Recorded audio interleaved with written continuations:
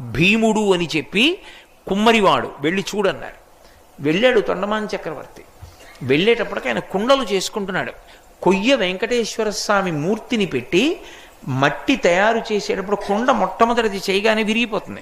దాంతో బంకమట్టి తులసిదళం చేసి ఆయన పాదముల మీద పెట్టేవాడు. స్వామి ఉన్నాడు అని నమ్ముకునేవాడు.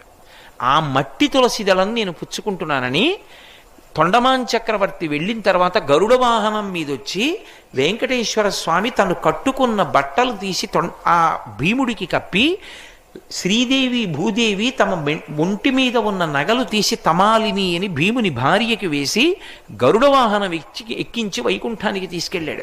యథార్థంగా జరిగిన గాథ భవిష్యోత్తర పురాణంలో. కాబట్టి ఒక్క తులసి దళం ప్రీతితో కాని భగవంతునికి సమర్పిస్తే ఆయన పరవశించిపోతాడు. మీరు రొట్ట తేవక్కర్లేదు.